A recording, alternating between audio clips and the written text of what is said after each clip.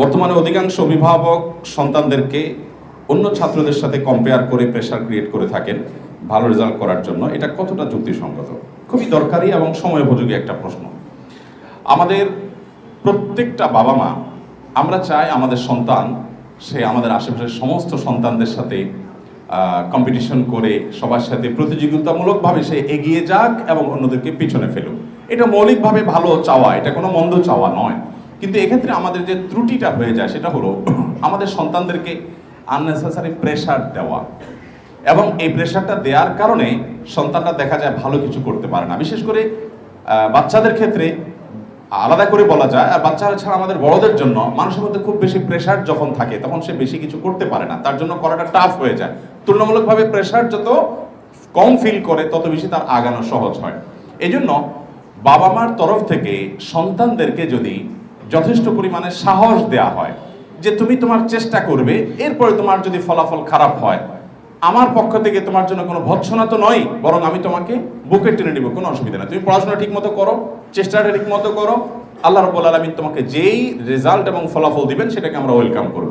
এটা বাচ্চাকে বলার ফলে বাচ্চার মধ্যে হিম্মত জিনিসটা আসবে, সৎসাহসটা আসবে। তাওয়াক্কুল বা আল্লাহর উপর ভরসা সম্পর্কে আল্লাহ বলেছেন ওয়া ইয়াতাওয়াক্কাল আলাল্লাহি ফাহুয়া হাসবু, যে আল্লাহর উপর ভরসা করে আল্লাহ তার জন্য যথেষ্ট হয়।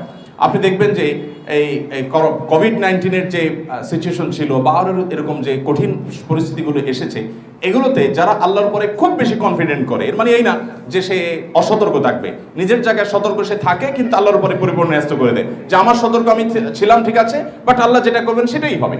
এই লোকগুলো তুলনামূলকভাবে অনেক সেফে ছিল, অনেক নিরাপদে ছিল, কারণ আল্লাহর উপরে ভরসা করলে মানুষের মধ্যে এক ধরনের আত্মবিশ্বাস তৈরি হয়, মানুষের মধ্যে এক ধরনের সৎসাহস তৈরি হয়, এবং এটা তাকে কিন্তু এগিয়ে যেতে সহযোগিতা করে, তাকে নিরাপদ করে দেয়। আমাদের বাচ্চাদেরকে সেই জায়গায় আমাদের নেওয়া উচিত।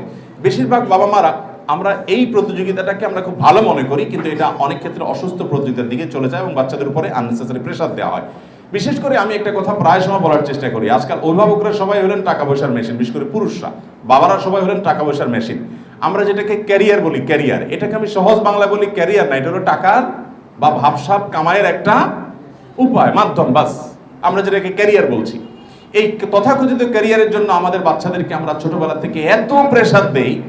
আজ সেই বাবা মা কোথায় যে বাবা মা সন্তানকে বলে বাবা তুমি মানুষের মতো মানুষ হও, তুমি তোমার শিক্ষা প্রতিষ্ঠানে গিয়ে কোনো টিচারের সাথে বেয়াদবি করবে না, টিচারকে সর্বোচ্চ শ্রদ্ধা নিবেদন করবে, তোমার সহপাঠীদের কারোর প্রতি দুর্ব্যবহার করবে না, কারোর সাথে মুখ খারাপ করবে না, কারোর অধিকার নষ্ট করবে না, পরীক্ষার হলে কারোর খাতা দেখে লিখবে না, নকল করার তো প্রশ্নই ওঠে না, তুমি কাউকে বলে দিবে না, কারোর কাছে জিজ্ঞেস করবে না, তোমার যদি প্রশ্ন কমন না পড়ে খালি খাতা জমা দিয়ে আসবে, তুমি যদি ফলাফল খারাপ করো তোমাকে আমি বুকে টেনে নিব, কারণ তুমি সাধারণ পরীক্ষায় খারাপ করলেও নীতি আদর্শের পরীক্ষায় তুমি ভালো করেছো।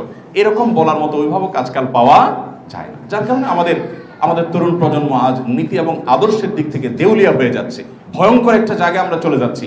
আমাদের বেশিরভাগ অভিভাবকরা তাদের সন্তানদের নিয়ে খুশি নন।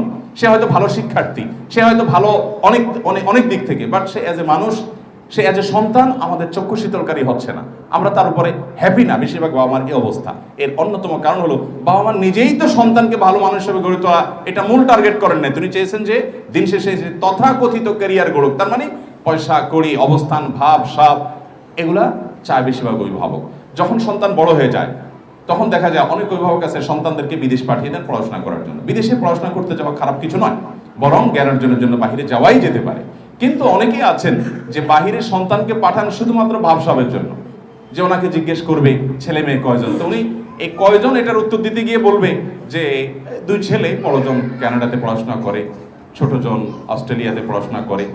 জাস্ট এই ভাবটার জন্য উনি বাচ্চাগুলোকে বাইরে পাঠিয়ে দিচ্ছে। দেখা যাচ্ছে স্বামী স্ত্রী দুজন ছটপট করছে বাচ্চার জন্য, কিন্তু ওনার ভাবটা দরকার। আমি এই জন্য প্রায় সময় বলি আজকে পৃথিবীতে আমরা যত মানুষ নিজের অভাবের কথা বলি, আমাদের আসল অভাবটা টাকা পয়সার না, আসল অভাবটা হলো ভাবের অভাব। কিসের? ভাবের অভাব। ভাবের অভাব বুঝেন? মানে আমি কথার কথা ঢাকা চাকরি করি, তো গ্রামে আসছি, আমার দরকার হলো যে আমি নিজেকে ঢাকায় বড় অফিসার আছি এটা জাহির করা, এটা আমার দরকার, এটা না করতে না পারলে আমাদের কষ্টটা হয়। আমাদের ভাবটা হলো দিন শেষে সবচেয়ে বেশি প্রয়োজনীয়। টাকা পয়সা যে অনেক দরকার তা না, কিন্তু টাকা পয়সা হলে কি হবে, এলাকা আমার একটা ভাবসাব হবে। দিন শেষে সবার ভাবটা দরকার। এই ভাবের অভাব এটা যদি আমরা দূর করতে পারি সত্যিকারের সচ্ছল আমরা হতে পারবো। অভিভাবকরা এই ভাবের জন্য সন্তানদেরকে বেশিরভাগ জুলুম করেন, অত্যাচার করেন, টর্চার করেন। বহু ছেলে মেয়ে এসএসসির পর, এইচএসসির পর, দাখিল আলিমের পর দেখা যায় যে পারিবারিক প্রেশারের কারণে মুখ দেখাবে কি সেটার জন্য তারা আত্মহননের পথ পর্যন্ত বেছে নিয়ে যায়। আত্মহত্যা হয়তো অল্প সংখ্যক বাচ্চারা করে, বাকি ছেলে মেয়েরা মেন্টালি ডিপ্রেসড হয়ে তারা কিন্তু কঠিনভাবে জীবনযাপন করে। এটা খুবই খারাপ একটা জিনিস। আমি আমার কথা বলতে পারি, আমার ছেলে মেয়েদের ক্ষেত্রে আলহামদুলিল্লাহ তারা যদি কোনো বিষয়ে কোনো সাবজেক্টে খারাপ করে, আমার পরিবার থেকে আমার স্ত্রী বা আমি আমরা পরিপূর্ণভাবে তাদেরকে সৎসাহস দিতে থাকি, তাকে সাহস দিতে থাকি, সাহস যোগাতে থাকি যে না, এটা মন খারাপ করার কোনো কিছু নেই, এই পরীক্ষা দিয়ে কি আসবে যাবে। কত পরীক্ষায় ভালো করেছে, রাস্তা রাস্তায় ঘুরতেছে। এখন তুমি তোমার জায়গায় কাজ করো, তোমার চেষ্টা তুমি চালাও, দিন শেষে আল্লাহ রাব্বুল আলামিন কাকে মহিরু বানাবে সেটা আল্লাহ তাআলা ভালো জানে। এই জন্য বাচ্চাদেরকে অতিরিক্ত প্রেসার দেওয়া, বিশেষ করে অন্য বাচ্চাদের সাথে কম্পেয়ার করা, এগুলো সবগুলো আপনার নিজের ভাবসাবের জন্য। অযথা বাচ্চার প্রতি আপনি অত্যাচার করছেন, যে পাশের বাসার ভাবি উনি ওনার বাচ্চা নিয়ে গর্ব করবেন, আপনার মুখটা ছোট থাকবে, তো আপনার ভাবসাবের জন্য কেন বাচ্চার উপর আপনি টর্চার করছেন? এটা খুবই অবিচার। আল্লাহ রাব্বুল আলামিন এক একজনকে এক এক দিক থেকে অগ্রসর করে দেন, কাকে কোন দিকে দিবেন সেটা আল্লাহ তাআলা ভালো জানে। এই জন্য বাচ্চাদের উপরে এই জুলুম আমরা করব না। মা বাবা হয়ে গেছেন দেখেই আপনি যা খুশি তা করবেন, এটা কিন্তু কোনো অবস্থাতে জায়েজ না। বিধায় বাচ্চাদের উপরে এই অস্বাভাবিক যে প্রেসার মা বাবারা দিয়ে থাকেন, এটা কিন্তু প্রতিটা ঘরে ঘরে হয়। এটা জাগতিক চিন্তা চেতনা থেকে হয়। একজন আখিরাতমুখী আল্লাহর প্রতি বিশ্বাসী বাবা মা তিনি এই পন্থা অবলম্বন করবেন না, তিনি আল্লাহর ফয়সালাকে মেনে নেবেন। ঠিক আছে বাবা, তুমি যদি চেষ্টা করে থাকো তাহলে সেক্ষেত্রে তোমার এই ফলাফল খারাপ হওয়াতে আমার কিচ্ছু আসে যায় না। আর যদি চেষ্টাই না করো তাহলে সেক্ষেত্রে তোমার ফলাফল তো খারাপ হওয়ারই কথা, এটা নিয়ে আমার তো টেনশন করা বা তোমাকে চাপ দেওয়ার কিছু নেই।